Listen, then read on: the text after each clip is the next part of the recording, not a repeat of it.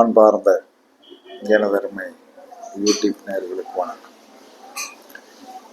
இதுவும் ஒரு முக்கியமான பதிவு தான். ஒவ்வொரு லக்கணத்தில் பிறந்தவர்களுக்கும், ஒவ்வொரு லக்கணத்துல போய் பிறந்தவர்களுக்கும் எந்த காலத்திலும் உயிரை கொடுக்கக்கூடிய ஒரு ஆதிபத்தியமுடைய ஒரு கிரகம் கண்டிப்பாக இருக்கும். அதை நம்ம தெரிஞ்சுக்கிட்டு அதற்குண்டான உணவுகளை சாப்பிடுவது, அதற்குண்டான ஆதிபத்தியங்களை நாம் வலிமைப்படுத்துவது, இதெல்லாம் செஞ்சோம்னா காலத்திற்கும் நாம் உயிர் உள்ளவரை கண்டிப்பா நல்லா இருக்கும். அந்த விதத்தில் சிம்ம லக்கணத்தில் போய் பிறந்தால் சந்திரன் தான் எந்த காலத்திலும் உங்களுக்கு நல்ல பலனை அள்ளி அள்ளி கொடுக்கக்கூடிய ஒரு சக்தி. சிம்ம லக்கணத்தில் யார் பிறந்தாலும், சூரிய திசை யாருக்கு ஓடினாலும், சிம்ம லக்கணத்துல யார் பிறந்தாலும் யாருக்கு சூரிய திசை ஓடினாலும் அந்த காலத்தில் சீக்கிரமான பலனை கொடுக்கக்கூடிய சக்தி சந்திர பகவானுக்குத்தான் உண்டு. அதனால் சூரிய திசை ஓடுகின்றவர்களும் சிம்ம லக்கணத்தில் போய் பிறந்தவர்களும் தயவு செய்து சந்திர தரிசனம் பண்ணி பௌர்ணமி கிரிவலம் தொடர்ச்சியாக வந்தீர்கள் என்று சொன்னால் உங்களுடைய வாழ்க்கை சீரும் சிறப்புமாக இருக்கும். இதில் எந்த மாற்று கருத்தும் கிடையாது. கண்டிப்பாக செய்யுங்க, வெற்றி கிடைக்கும். கடக லக்கணத்தில் போய் பிறந்தாலோ சந்திர தசை ஓடினாலோ, கடக லக்கணத்தில் போய் பிறந்தாலோ சந்திர தசை ஓடினாலோ சுக்கிரன் என்று சொல்லக்கூடிய கிரகம் உங்களுக்கு காலத்திற்கும் நன்மையை செய்கின்றதாக இருக்கும், சிறப்பாக இருக்கும்.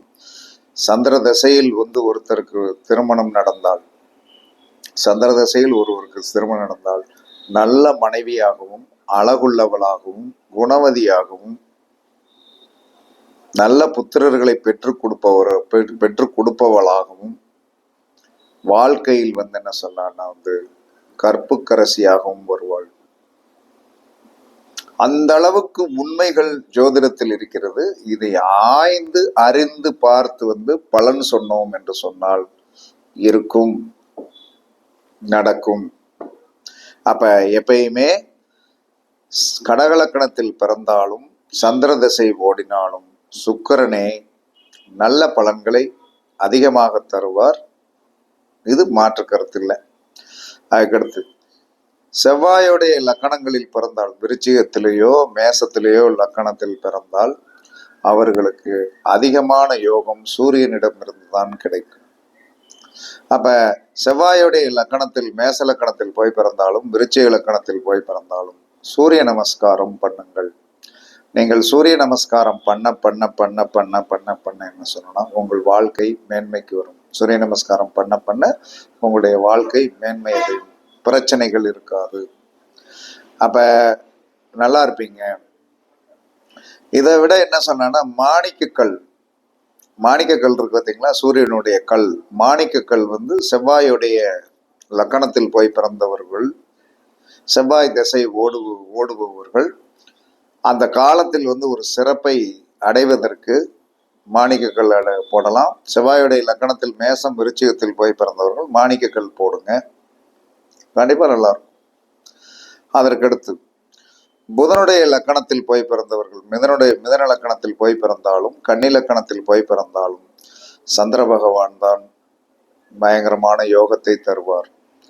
புதன் அப்படின்னு சொல்லக்கூடிய லக்கணமும் சந்திரன் என்று சொல்லக்கூடிய கிரகமும் கன்னி லக்கணமும் சந்திரன் என்று சொல்லக்கூடிய கிரகம் சங்கம யோகம் உடையது. அது ஒரு சிறப்பான யோகம். அதனால புதன் திசையில் சந்திரன் என்று சொல்லக்கூடிய அந்த தாய் கிரகத்தை நீங்கள் 100% மதித்தீர்கள் என்று சொன்னால் வாழ்க்கை சீரும் சிறப்பாக இருக்கும். பயன்படுத்தி பாருங்கள், வெற்றி பெறுங்கள். புதனுடைய லக்கணத்தில் போய் பிறந்தவர்கள் இந்த முத்து மோதிரம் போடுங்க, கண்டிப்பாக சிறப்பாக இருக்கும். லக்கணம் காலங்காலமாத்துக்கு மாறாது. அப்ப நம்ம போடும்போது அந்த கிரகம் நன்மை செய்யக்கூடியதாக இருக்கிறது. அதனால் நமக்கு என்ன சொன்ன வெளிச்சங்கள் கிடைக்கும், வெற்றிகள் கிடைக்கும், கண்டிப்பாக நடக்கும். அதே சமயத்தில் குருவுடைய லக்கணத்தில் யார் பிறந்தாலும் குரு திசை 16 வருடங்கள் நடக்கும்போது சனிதான் பெரிய யோகத்தை கொடுப்பார், சனிதான் நன்மைகள் செய்வார். அப்ப சனிதான் நன்மைகள் செய்வார், யோகத்தை கொடுப்பார் என்று வரும்போது நாம் என்ன சொல்லலாம், கண்டிப்பாக சனி என்று சொல்லக்கூடிய கிரகத்திற்கு பிரீதி செய்தல், சனியோடைய மந்திரங்களை சொல்லுதல், சனியோடைய புழுக்கல்லை கையில போட்டுக்கிட்டோம்னா கண்டிப்பாக நம்மளுடைய வாழ்க்கை போராட்டம் இல்லாமல் சங்கடம் இல்லாமல். ஏன்னா குரு என்று சொல்லக்கூடிய ஆதிபத்தியம் உடையவருக்கு ஒரு விதத்தில் சனி யோகத்தை தான் கொடுப்பார். அதனால நீங்கள் புழுக்கல் போடுங்க, சனியை கையில் பிடித்துக் கொள்ளுங்கள், சனி ஆதிபத்தியமுடைய உணவுகளை நன்றாக சாப்பிடுங்கள், கண்டிப்பாக வெற்றி கிடைக்கும். சுக்கிரனுடைய லக்கணமாகிய ரிஷப லக்கணத்தில் போய் பிறந்தாலும் துலா லக்கணத்தில் போய் பிறந்தாலும் செவ்வாய் என்று சொல்லக்கூடிய ஆதிபத்தியமுடைய அந்த கிரகமே பெரிய யோகத்தை செய்யும், கண்டிப்பாக யோகத்தை செய்யும், வெற்றியை கொடுக்கும், போராட்டம் இல்லாத வாழ்க்கையை கொடுக்கும். அப்ப சுக்கிரன் என்று சொல்லக்கூடிய லக்கணத்தில் போய் பிறந்தவர்கள் கண்டிப்பாக பவள மோதிரம் அணியலாம், கண்டிப்பாக வெற்றி உண்டு, பெரிய யோகத்தை கண்டிப்பாக கொடுக்கும். சுக்கிரனுடைய லக்கணத்தில் போய் பிறந்தவர்கள் அடிக்கடி முருகப்பெருமானுடைய வழிபாடு பண்ணுங்க.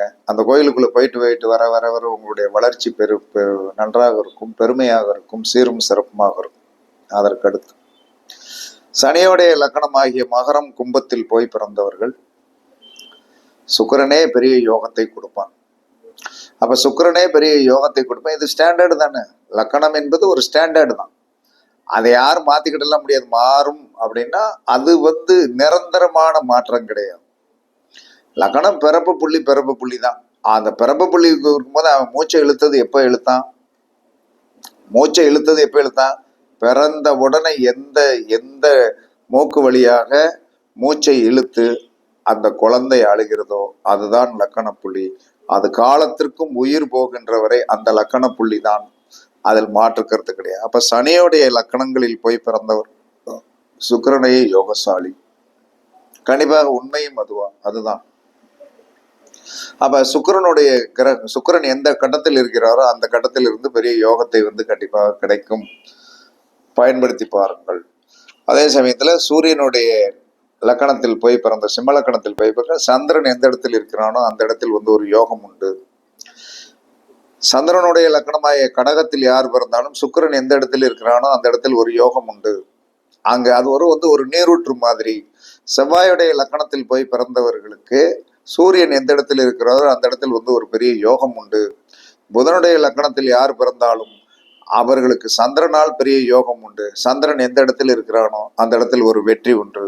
சுக்கிரனுடைய லக்கணத்தில் யார் பிறந்தார்களோ அவர்களுக்கு செவ்வாய் என்று சொல்லக்கூடிய கிரகத்தின் மூலமாக பெரிய யோகம் கண்டிப்பாக உண்டு. சனியோடைய லக்கணத்தில் யார் பிறந்தார்களோ அவர்களுக்கு சுக்கிரனால் பெரிய யோகம் உண்டு. இதுல எந்த மாற்று கருத்தும் கிடையாது, இதை யாரும் மாத்திக்கிடவும் முடியாது. இதை நீங்கள் பரீட்சித்து பாருங்கள். ஏன்னா நமக்கு காலத்திற்கும் உதவி செய்யக்கூடிய கிரகங்கள் இதுதான். சிம்ம லக்கணத்தில் போய் பிறந்தாலும் சிம்ம லக்கணம், கடக லக்கணம், மிதுன லக்கணம், கன்னி லக்கணம், எல்லா லக்கணங்களுக்கும் அவரவர்களுக்கு சொல்லப்பட்டுள்ள இந்த கிரகங்கள் காலத்திற்கும் உங்களுக்கு என்ன சொன்னான்னா அது எந்த நிலைமையில் இருந்தாலும், ஜாதகத்தில் கெட்டு போயிருந்தாலும் கண்டிப்பாக உங்களுக்கு வெற்றியை அது எந்த ரூபத்திலும் என்ன சொல்லணும் கொடுத்து கொண்டிருக்கும்.